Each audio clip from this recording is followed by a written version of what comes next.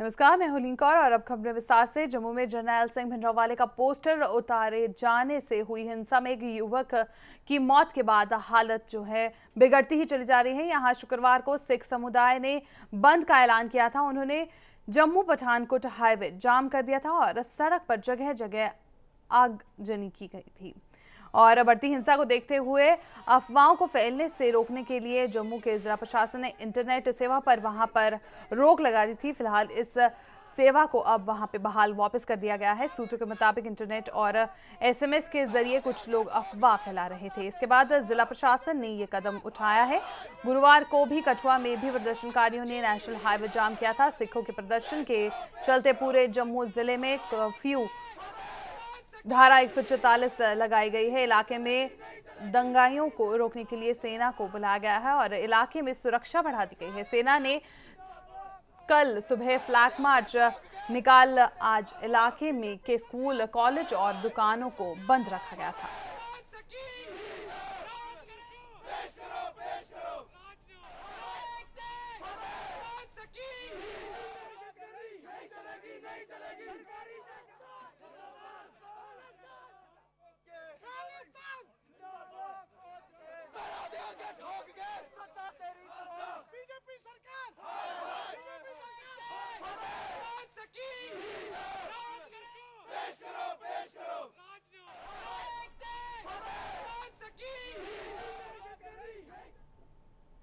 तो वहीं जम्मू कश्मीर में जहां कर्फ्यू के चलते तनाव बना हुआ है, तो इसी के चलते वहां आज हुए टकराव में उच्च अधिकारी डिस्ट्रिक्ट मजिस्ट्रेट सिमरदीप सिंह और उनके अन्य साथी मौके से भाग गए। खुद के बचाव को देखते हुए ये अधिकारी यहां से निकल गए और साथ ही साथ जम्मू चल रहे कर्फ्यू में शुक्रवार को जहां सिख समुदाय की तरफ से जगह जगह आगजनी की गई थी, तो उधर मीडिया के वाहन को भी आग लगाने की वारदात जो है यहाँ सामने आई है। आपको बता दें कि पिछले 2 दिनों से जम्मू में स्थिति तनावपूर्ण बनी हुई है, जहां एक तरफ सिख समुदाय के लोगों की ओर से प्रदर्शनों को शांतिपूर्वक किए जाने की बात कही जा रही है, लेकिन अब ये प्रदर्शन जो है उग्र रूप धारण करते जा रहे हैं।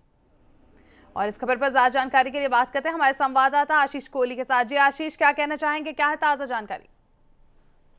जी, मैं आपको बताना चाहूंगा कि आज सुबह से तो थोड़ा सा माहौल जो है ठंडा है, क्योंकि आज थोड़ा सा ट्रांसपोर्ट व्हीकल्स भी चल रहे हैं। लेकिन जो एरिया है, जो सिंबल कैंप और गाड़ीगढ़ रानी बाग का एरिया, अभी भी वहाँ तनाव बना हुआ है और कर्फ्यू वहाँ पे नाफिज है। हालांकि कल शाम को जो कि सरकार के सामने सिख समुदाय ने जो अपनी डिमांड्स रखी थी वो सब मान ली गई हैं, जिसमें से एसएसपी जम्मू उत्तम चंद का जो है तबादला कर दिया गया और उसकी जगह एसपी रूरल को लगाया गया है। उसके साथ साथ एसएचओ सतवारी हैं, जिसकी डिमांड थी लोगों की कि उसको भी ट्रांसफर किया जाए, तो उसको भी हटा दिया गया अपनी जगह से। और साथ ही जो डिविजनल कमिश्नर है पवन कोतवाल, उन्होंने एक इंक्वायरी भी बिठा दी है, जिसमें 1 महीने के अंदर उनको रिपोर्ट डालनी होगी जो कि ये सारा वारदात हुई है, जिसमें कि पुलिस वालों पे भी जो हमला हुआ है, साथ साथ में जो सिख युवक की भी मौत हुई है, उस सब का जो है 1 महीने के अंदर रिपोर्ट डालनी होगी। एक चीज मैं आपको और बताना चाहूंगा कि आज 11 बजे के करीब जो है उस सिख युवक की आज जो है अंतिम संस्कार है, जो कि चवाला मोड़ का रहने वाला है और वहां पर आज उसको जो है अंतिम विदा दी जाएगी। जी आशीष, अगर बात करें मीडिया की गाड़ी को जलाने की बात सामने आई है और कुछ अफसर भी वहां से मौके से भाग गए थे, तो ये क्या पूरी वारदात थी?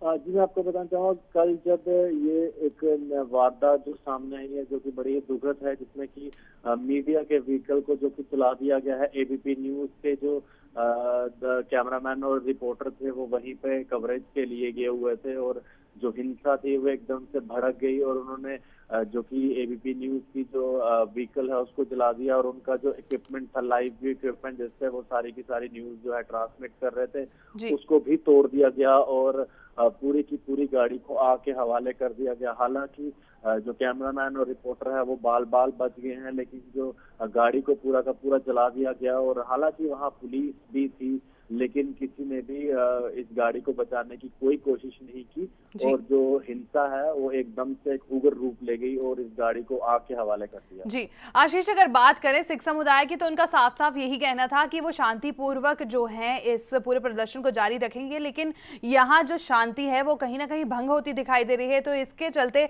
प्रशासन की तरफ से क्या क्या जो है वो उठाए गए हैं कदम? जी साफ जाहिर है कि सिख समुदाय के जो लोग हैं जो कि कल भी कह रहे थे कि हम शांतिपूर्वक प्रदर्शन कर रहे हैं, साथ में उन्होंने ये भी कहा कि हम उसके लिए माफी भी चाहते हैं कि कुछ लोग ऐसे होते हैं जो बीच में हिंसा भड़का देते हैं, लेकिन जो हम लोग हैं वो शांतिपूर्ण जो है इस सारे के सारे माहौल को रखना चाहते हैं। लेकिन फिर भी कुछ लोगों ने कल मीडिया पे पथराव भी किया और मीडिया की गाड़ी भी जला दी, इसलिए कि जो सुरक्षा है और साथ में जो स्टेट एडमिनिस्ट्रेशन है उसने यही कहा है कि जो है इस सिचुएशन में आप लोग जो है संयम बनाए रखें। और कल deputy CM doctor Nirmal Singh ने भी यही अपील की लोगों से कि आप लोगों की डिमांडें जो है जल्द स्टेट जो है मान लेगी। आशीष, यहाँ आखिरी सवाल ये जानना चाहेंगे कि क्या अब इंटरनेट की सेवा जो है वहाँ बहाल हो चुकी है वापस? जी नहीं, बिल्कुल नहीं, अभी तक जो है इंटरनेट की सेवा बहाल नहीं की गई है, क्योंकि इस सेवा को जो है बंद करने का कारण भी यही था क्योंकि जो व्हाट्सएप या फिर फेसबुक की साइट्स हैं उनके ऊपर, सोशल मीडिया के ऊपर काफी भड़काऊ बयान और फोटोग्राफ्स चल रही थी, जिसको लेकर स्टेट एडमिनिस्ट्रेशन ने एक फैसला लिया और जो ये इंटरनेट सेवा है जो बंद कर दी गई है। अभी हालांकि जब तक हालात ठीक नहीं होते, हमारी मोबाइल कंपनी के जो जनरल मैनेजर है उनसे भी बात हुई, उन्होंने कहा जब तक हालात ठीक नहीं होते और स्टेट एडमिनिस्ट्रेशन का कोई हमें लिखित नहीं आता तब तक हम इसको बहाल नहीं करेंगे। जी आशीष, इस पूरी जानकारी के लिए आपको बहुत बहुत धन्यवाद। तो ये थे हमारे संवाददाता आशीष कोहली जम्मू से, जो बता रहे हैं कि फिलहाल जम्मू में जो है इंटरनेट सेवा बहाल नहीं हुई है वापस, और हालातों को काबू करने के लिए जो है फिलहाल ये कदम उठाए गए हैं।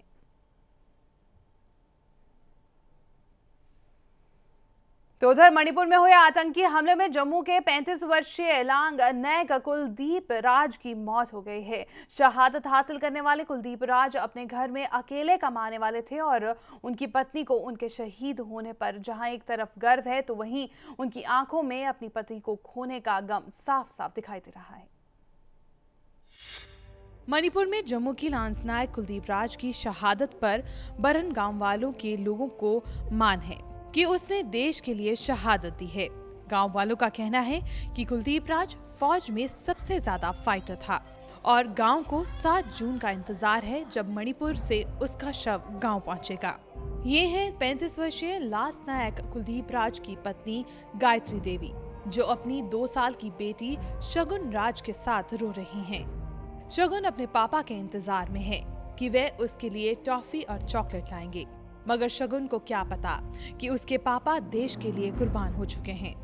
गायत्री देवी का मानना है कि जिस तरह से उनके पति ने देश के लिए शहादत दी है और इस कुर्बानी से उनका सर और भी ऊंचा उठ गया है। ऐसे पति शायद नसीब वाली बीवियों को मिलते हैं। परसों ही किया था 9:30 बजे, कोई बात नहीं थी, बस हाल चाल ही पूछा और खाने के लिए पूछा उन्होंने मुझे, गुड़िया के लिए पूछा कि गुड़िया कैसे, ठीक है, बस इसके अलावा कोई बात नहीं हुई हमारी। फ़ोन कट गया था, जहाँ पे उनकी ड्यूटी थी वहाँ पे सिग्नल नहीं आता था। मैं इधर से ट्राई कर रही थी, नहीं लग रहा था। मैं 11 बजे तक उनका इंतज़ार करती रही कि शायद फ़ोन आए, लेकिन उनका फ़ोन नहीं आया। कल 4:30 बजे आया था, कल शाम को, कि उनका एक्सीडेंट हो गया है। कुलदीप राज की पत्नी का कहना है कि उसके पति 10 जुलाई को जम्मू आना चाहते थे क्योंकि उस दिन उसके पिता काकू राम की बरसी थी, लेकिन फौज ने छुट्टी ना देने के कारण वे घर नहीं आ सकते थे क्योंकि जून के लास्ट में उनकी 6 डोगरा यूनिट चंडीगढ़ शिफ्ट हो रही थी। कुलदीप राज के 2 भाई हैं, लेकिन घर में कमाने वाला केवल वही था। आज वे भी देश के लिए शहादत हासिल कर गया। उसके भाई का कहना है कि कुलदीप राज ने तो उनकी कमर ही तोड़ दी है। उनके परिवार के लोगों का कहना है कि कुलदीप राज काफी बहादुर था और उन्होंने बारामुल्ला और नौशहरा में कई आतंकवादी मार गिराए थे। सर वो काफ़ी होशियार मतलब था, जुबान था, हर चीज़ में मतलब इफेक्ट था। तो और उन्होंने नौशहरा में लड़ाई लड़ी है काफ़ी, मतलब उन्होंने सुनाया कि हमने किस तरीके से लड़ी है, जवानों के साथ कैसे आतंकवादियों को वापस लौटाया। ठीक है, कई आतंकवादी मतलब मारे गिराए झुंड के जो भी थे, तो अब जो जैसे वहाँ पे शेड वगैरह के जहाँ पे मलेरिया जो अटैक हुआ है उसमें भी उन्होंने कायरता के साथ हमला किया। अगर आमने सामने में होता तो शायद ये ऐसा ना होता। दुखी है मतलब कि इस चीज़ से जैसे हुआ, मगर गर्व भी है क्योंकि वो शहीद हुए हैं। तो गर्व के साथ हम बोलते हैं कि शहीद हुए और अपने देश के लिए खातिर मतलब कि उन्होंने जो कुर्बानी दी है। कुलदीप राज के गांव के दोस्तों को अभी भी वह दिन याद है जब वह स्कूल में सबसे पढ़ने में तेज था। तो कुलदीप राज ने जहां एक तरफ अपनी देश के लिए खुद को कुर्बान कर दिया, तो वहीं उसके परिवार को उसकी इस कुर्बानी पर जहां एक तरफ नाज है तो दूसरी तरफ कहीं न कहीं उससे बिछड़ने का गम भी है। जम्मू से आशीष कोहली के लिए Harleen Kaur, 10 news. Operation blue star की 31वीं बरसी के मौके पर श्री अकाल तख्त साहिब पर रखे गए श्री अखंड पाठ साहिब के भोग डाले गए हैं। इस मौके पर श्री अकाल तख्त साहिब के जथेदार ने कौम के नाम अपना संदेश सुनाया है। श्री अकाल तख्त साहिब के जथेदार ज्ञानी गुरबचन सिंह के संदेश समाप्त करने के तुरंत बाद वहां मौजूद सिख संगत ने खालिस्तान जिंदाबाद की नारेबाजी शुरू कर दी, जिससे माहौल काफी गर्मा गया। लेकिन पुलिस फोर्स और एसजीपीसी की टास्क फोर्स के प्रयासों से बीते वर्ष की घटना जैसी कोई भी घटना नहीं घट पाई। उधर दमदमी टकसाल के मुखी भाई हरनाम सिंह खालसा ने जहां आज के दिन 1984 के शहीदों और जरनैल सिंह भिंडरावाले को कौमी शहीद करार दिया, तो वहीं उन्होंने जम्मू में हुई हिंसक घटना के लिए जम्मू पुलिस, जम्मू और केंद्र सरकार को जिम्मेदार ठहराया है।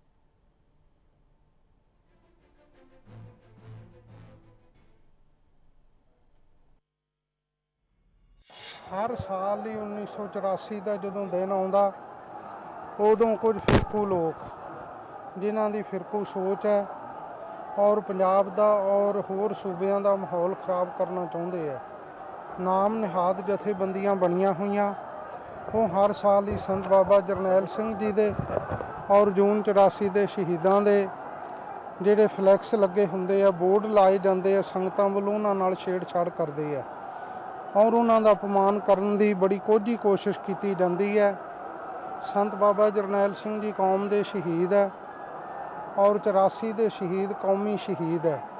उन्होंने शहीदों का अपमान करना ये समुची कौम का अपमान है। इस घटना लिए मैं सेंटर की सरकार नूं भी और उत्थों की सरकार नूं भी मुख्य रूप दे विच दोषी मनदा, क्योंकि जदों सरकार नूं पता कि इन्हां दिनां विच संगतां अपने शहीदों नूं, कौमी शहीदों नूं श्रद्धांजलि दे रही तो सरकार क्यों इन्हां अनसरां नूं नत्थ नहीं पाउंदी। ये आए दिन बड़ी भड़काऊ बयानबाजी कर रहे हैं, पंजाब दे विच भी बड़ी नफरत फैला रहे हैं और कौम का बड़ा वड्डा ये नुकसान कर रहे हैं।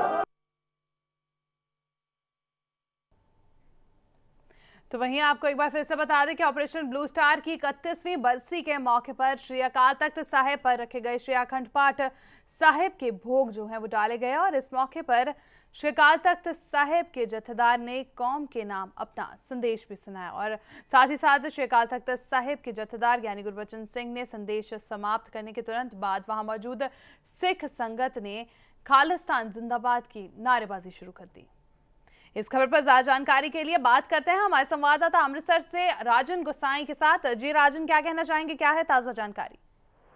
जी हरलीन, आज ऑपरेशन ब्लू स्टार की 31वीं बरसी थी, जिसके मौके पर यहाँ पर श्री अखंड पाठ साहिब के भोग डाले गए और उसके बाद अरदास की गई और अरदास के तुरंत बाद जथेदार अकाल तख्त ने कौम के नाम अपना संदेश जैसे ही पढ़ा और समाप्ति की उसके तुरंत बाद वहां पर मौजूद सिख संगत और विभिन्न सिख संगठनों के कार्यकर्ताओं और नेताओं ने खालिस्तान जिंदाबाद की नारेबाजी शुरू कर दी, जिसके कारण माहौल जो है वो वहां पर काफी ज्यादा गर्मा गया। लेकिन मौके पर मौजूद पुलिस कर्मचारी, सादा वर्दी में मौजूद पुलिस कर्मचारी और टास्क फोर्स, एसजीपीसी की जो टास्क फोर्स है, उनकी मुस्तैदी के कारण एक बड़ा टकराव होने से आज टल गया। जी राजन, अगर बात करें पिछले साल की तो कुछ पिछले साल ऐसा हुआ था कि जब जो है काफ़ी जो यहाँ पे वारदात हो गई थी और घटना जो वहाँ पर अगर मौके की बात करें, मौके को संभालना वहाँ मुश्किल हो गया था। उसी के चलते इस बार के अगर इंतजामों की बात की जाए तो किस तरीके के इंतजाम देखने को मिले?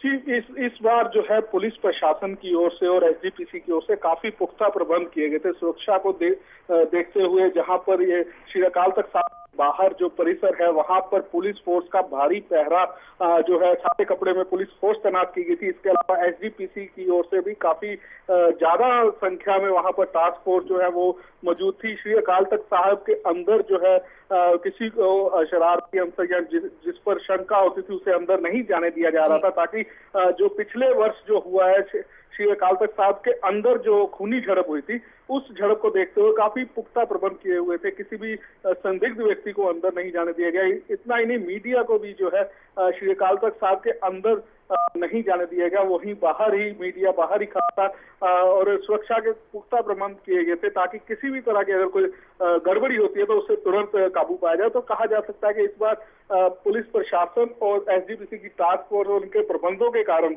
काफी ज्यादा टकराव की स्थिति जो बनी थी उसे भी रोक लिया गया और श्री अकाल तख्त साहिब के जथेदार ने भी शांति पूर्वक आज का कार्यक्रम संपन्न होने पर सभी की सहायता के लिए उनका धन्यवाद किया। जी राजन, ये तो बात रही अकाल तख्त साहिब की। अगर बात करें अमृतसर के बाहर और बाहर के इलाकों की, तो वहाँ किस तरीके का माहौल है और वहाँ किस तरीके की जो है प्रशासन की तरफ से देखरेख की जा रही है?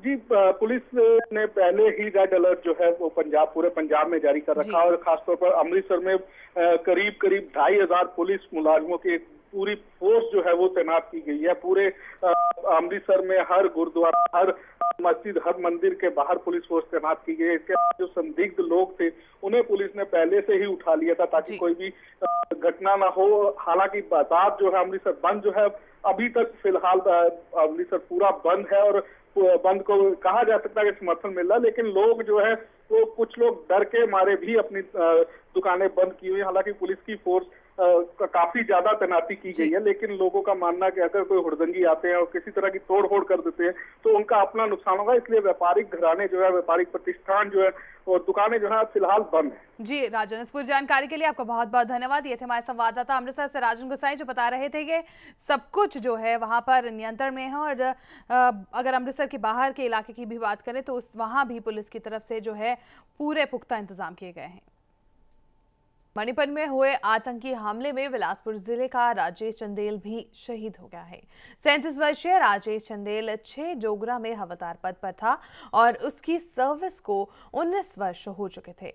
वहीं उसके शहीद होने की खबर से राजेश के घर में मातम का माहौल छाया हुआ है, लेकिन जिला प्रशासन द्वारा ना तो राजेश के संबंध में कोई जानकारी उन्हें दी गई है और ना ही प्रशासन से कोई उनसे मिलने आया है।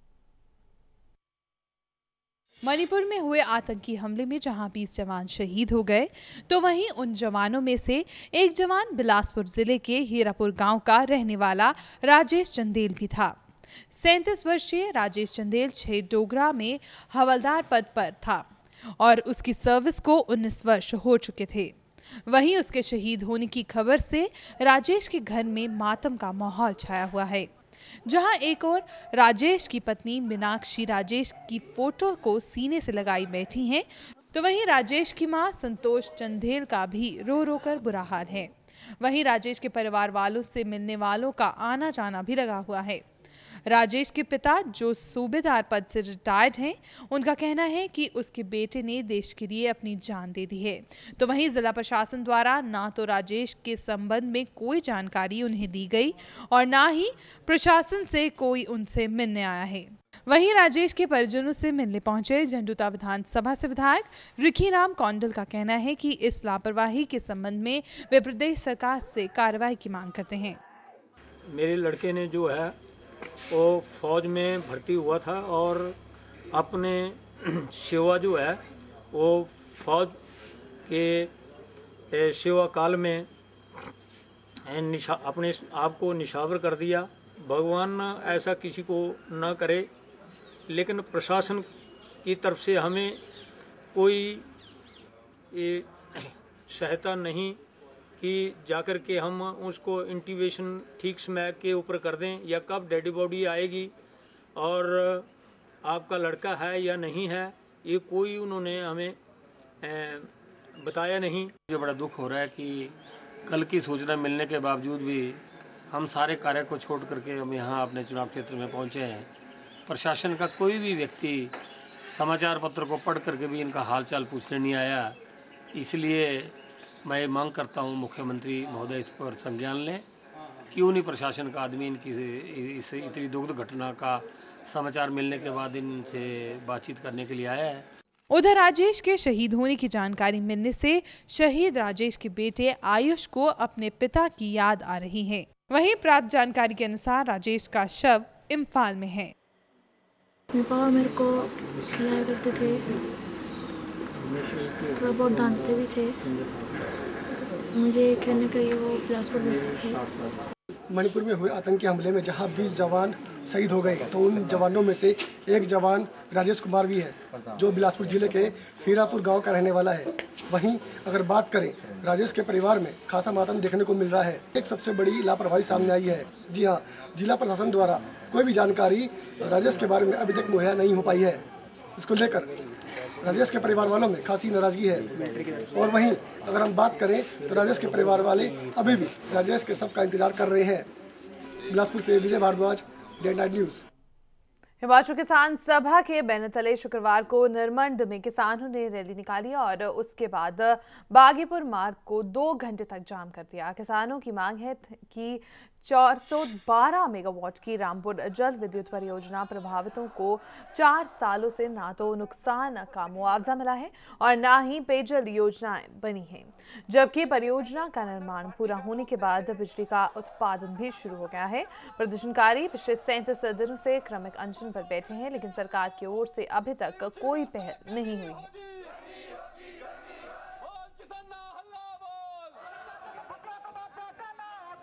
आज विश्व पर्यावरण दिवस है। हिमाचल किसान सभा ने 7 अप्रैल को जिस समय मार्च टू विधानसभा किया था, उस समय तय किया था कि अगर हिमाचल प्रदेश में जो किसानों की समस्या है, विशेष रूप से जंगली जानवरों की, आवारा नकारा पशुओं की, उस समस्या से अगर सरकार वाइल्ड लाइफ बोर्ड मीटिंग के बाद अगर कोई ठोस नीति के साथ नहीं आएगी, तो 5 जून को पूरे हिमाचल प्रदेश में हर जिला, ब्लॉक, तहसील, फॉरेस्ट डिवीजन हेडक्वार्टर्स के ऊपर धरना प्रदर्शन होंगे।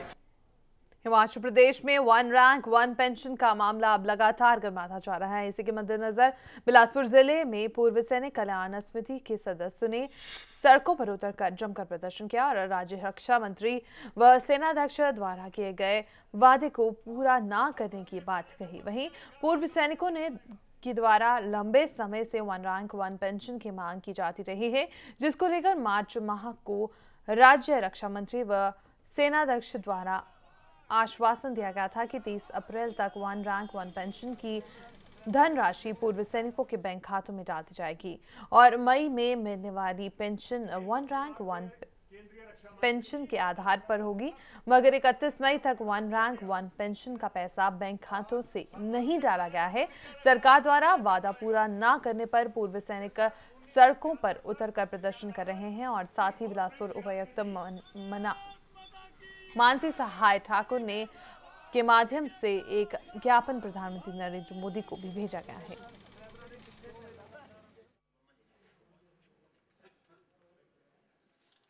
कि हमारे रक्षा मंत्री, रक्षा राज्य मंत्री और सेनाध्यक्ष ने मार्च के अंत में पूर्व सैनिकों को भरोसा दिलाया था कि 1 रैंक 1 पेंशन का पैसा 30 अप्रैल तक पूर्व सैनिकों के खाते में डाल दिया जाएगा और मई में मिलने वाली पेंशन 1 रैंक 1 पेंशन के हिसाब से मिल जाएगी। लेकिन 31 मई तक 1 रैंक 1 पेंशन का पैसा खाते में नहीं डाला, ना ही वो पेंशन मिली। इसलिए आज मजबूरन हमें सड़कों पर उतरना पड़ा और नरेंद्र मोदी प्रधानमंत्री भारतवर्ष को ज्ञापन जिला उपायुक्त के माध्यम से भेजना पड़ा। रिटायर्ड सैनिकों के विरोध प्रदर्शन के बाद अब केंद्र से खुशखबरी जल्द ही आने वाली है। 1 रैंक 1 पेंशन योजना को लेकर मोदी सरकार अब ठोस कदम उठाने जा रही है। सालों से उलझे इस मुद्दे को सुलझाने के लिए सरकार सांसदों को मिलने वाली पेंशन योजना का ही कॉन्सेप्ट कॉपी करने की योजना पर विचार कर रही है। सरकार के कामकाज से जुड़े एक वरिष्ठ अधिकारी ने बताया है कि फिलहाल जिस योजना पर विचार चल रहा है वह सांसदों को मिलने वाली पेंशन स्कीम से मिलती जुलती है। इसमें रैंक के हिसाब से पे बैंड बनाए जाएंगे। प्रस्ताव के मुताबिक पेंशन बैंड को रैंक के आधार पर निर्धारित किया जा रहा है और एडिशनल सर्विस पर कुछ एक्स्ट्रा पैसा देने का भी नियम होगा। इससे एक ही रैंक पर रिटायर्ड होने वाले सभी ऑफिसर्स की पेंशन एक ही होगी।